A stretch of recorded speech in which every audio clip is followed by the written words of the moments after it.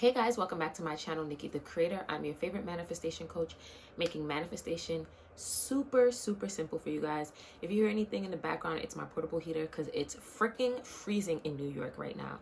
But before we jump into it, as you know, my self-concept challenge is going on right now. You can join my VIP group. I chose to introduce my VIP group with a self-concept challenge, but we will be doing other things like going live. I'll be doing free coaching in there. Well, technically free. You can ask me anything that you want. I'll answer it in there. I'll be connecting, talking to you guys about what I'm manifesting. You get access to codes. You get access to videos before I release it to the general public. Join it. It's an intimate community where I will be bonding with you guys, but teaching you guys at the same time. All right. So today we're going to be talking about taking your manifestation or your desire off of the pedestal.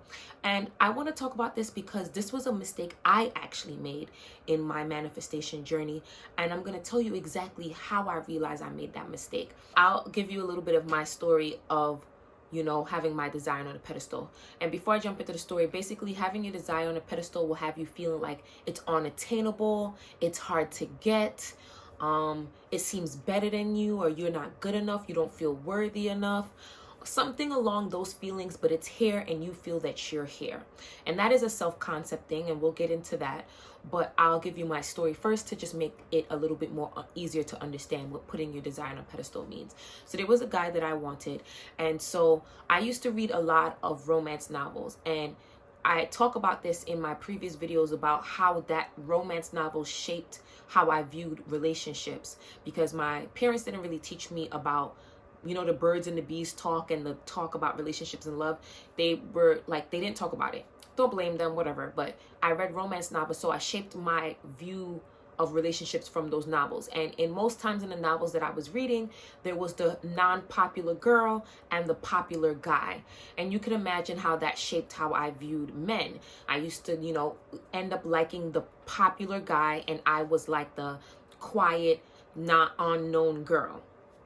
And so there was a guy that I wanted, and this is not in high school. I'm just saying this is later on. It stemmed from that. There was a guy that I wanted, and I thought he was so fine. I thought he was so handsome, and all of the above. Everything that you would think a popular guy would have. He was just so cool. He had all the friends. He was one of the people that were like driving a nice car while everybody else was saving and taking like college transportation. And I liked him, but I felt like it was so unattainable because I'm like this quiet girl that was pretty, and I believed that I was pretty, but I'm like, he's not gonna want like a girl that's unpopular. Once again, guys, are you noticing my self-concept and how I'm viewing him in relation to me? And so I had this strong desire for him, but I felt like it was unattainable. But I would always think on him. Hence, this is where the natural manifestation came in. I would always think about him, and I would always think of us together, but I would also think that it was hard to get him. And one day I just kind of just let it go. And not because, I was trying to manifest. I just let it go because I just shifted through another chapter in my life. And he ended up later on pursuing me. When he pursued me, he wasn't even all that it was cracked up to be. Because by the time he started pursuing me, I actually started to dive into hobbies that I liked, like being in sports and going to the gym and being into makeup. That was my makeup era of learning how to do my own makeup. So I was really consumed and involved with myself, and I began to think highly of myself. So I didn't no longer see myself as this like unpopular, unknown, not worthy girl. I really, in that time, was diving into myself. And so, of course, when he pursued me, I was like, oh, wow, I remember when I used to really like him. And he pursued me, and I spoke to him, and we got to know each other. And he was so boring. It's not funny, guys, but he was so boring. So boring. And one of the things that I learned from that is that, of course, I could have changed that, but it was just so boring. I didn't even feel like it was worth it. But this is what I learned from that situation. I learned that never again should I put anyone on a pedestal above me, but anything on a pedestal above me, because I'm amazing. I'm beautiful. I have an amazing personality. I'm powerful. There's so many great things about me. The list can go on. And that is what I mean by taking your manifestation off of the pedestal. When you start to believe and understand, and when I say believe, like, you know, if you're not there yet, that's of course you saturate your mind until you get there. But when you start to really understand your power and how amazing you are and how you are the one that's creating the story for yourself, you are the author, you are the person writing the story for yourself, you will begin to see that they shouldn't be up here. I'm up there.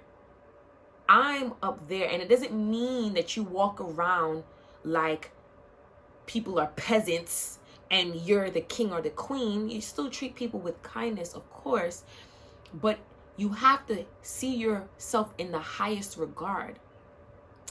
And when you start to believe and understand and see yourself in the highest regard, you would then begin to understand that I can have anything I want. It doesn't matter what it is, and nothing is too good for me because I'm good enough. And that's why I say it's a self-concept thing. So if you're going through, you know, manifesting something and you are going through like a phase of it's feeling unattainable, or it's like out of your league, or it's all lies, and you have to begin to put yourself on the pedestal and take that off. And that's what it means by taking it off the pedestal. And once you take it off the pedestal, to keep it off the pedestal and keep you there, that is self-concept. Whether you're saying, I'm a master manifester.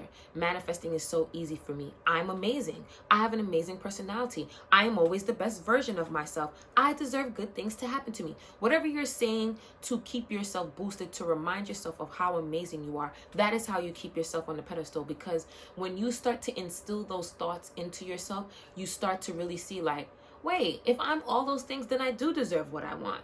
And I do deserve love, and I do deserve wealth, and I do deserve amazing things to happen to me. And that will be your thought process. And when you get into that thought process, it will then become an easier process for you to be like, I want that, and you'll have it. I want her, and I'll have it. I want that amount of money, and you'll have it. I'm not saying that you wouldn't have had it previously, but there will be a sort of tug of war, because you would feel like it's like a uphill battle, uphill to get it. But when you put yourself up there, it's like a, oop, it's mine, oop, it's mine, oop, it's mine. Because amazing things always happen to me. You see what I mean, guys? So take those manifestations, those desires off of the pedestal, put you on there, work on that self-concept, get your shit. You know the vibe. All right, guys, I'm Nikki the Creator, and I will be back.